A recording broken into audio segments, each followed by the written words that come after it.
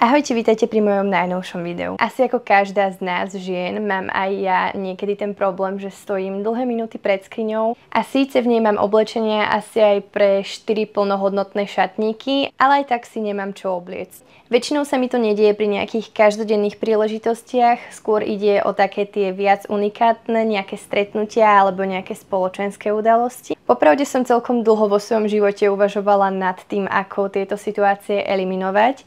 A mám taký pocit, že môj problém by mohol byť vyriešený, pretože som našla appku A-Closet, do ktorej som nahrala svoj šatník a tak verím, že týmto dňom odzvonilo.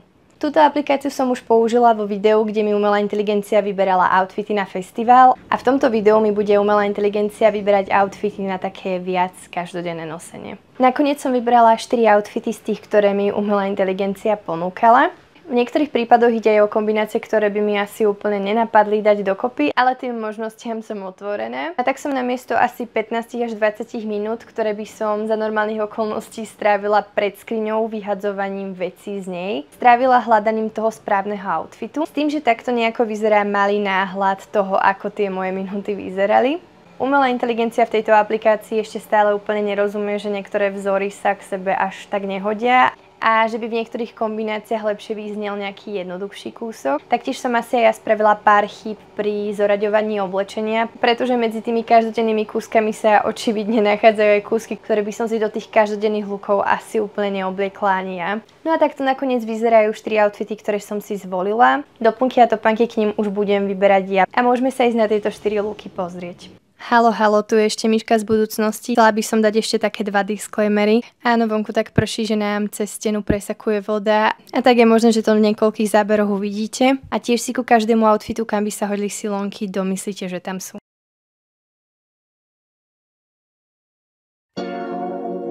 No a tu už je prvý outfit, ktorý mi vybrala umelá inteligencia. Táto kombinácia fialovej a čiernej sa mi celkom pozdáva, ale aby sa ten look o niečo viac prepojil, tak som sa rozhodla doplniť šaty o čierny opasok. Tento outfit je podľa mňa taký prechodný medzi letom a jeseňou a je to taký náznak toho, že sa vôbec nemusíte vzdávať svojich obľúbených letných šiat ani na začiatku jesene. Napríklad ja by som ich v nejakej kombinácii ešte určite nemala problém vyťahnuť ani cez zimu.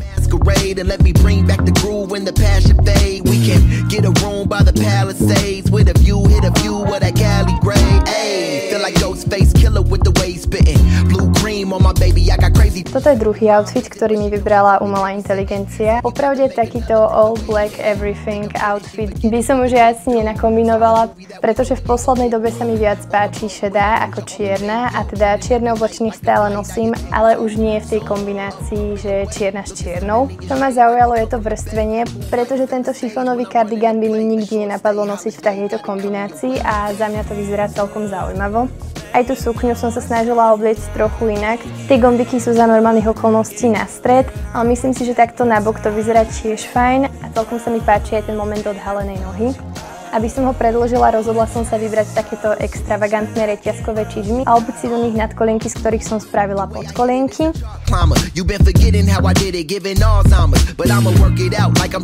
Tretí outfit sa môže zdať nie úplne každodenný, ale ja mám rada ozvlášňovať si obyčajné dni aj takýmito kúskami.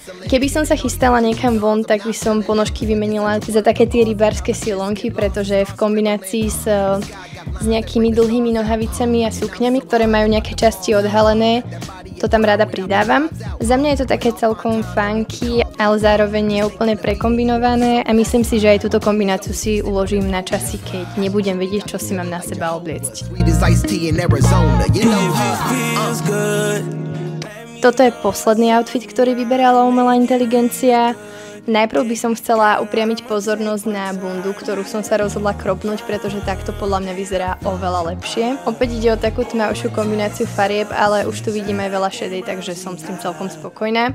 Aby som túto pomerne nudnú kombináciu niečím ozvláštnila, rozhodla som sa pre tieto gigantické korále a myslím si, že toto je prvok, ktorý tomu presne chýbal. Mňa by to celkom zaujímalo a tak mi do komentára môžete napísať, ktorá z týchto 4 kombinácií sa najviac páčila vám. Ďakujem vám, že ste si toto video pozreli až do konca. Pokiaľ chcete zostať informovaní o mojich najnovších videách, tak ma môžete začať odoberať a vidíme sa pri nejakom ďalšom videu. Ahojte!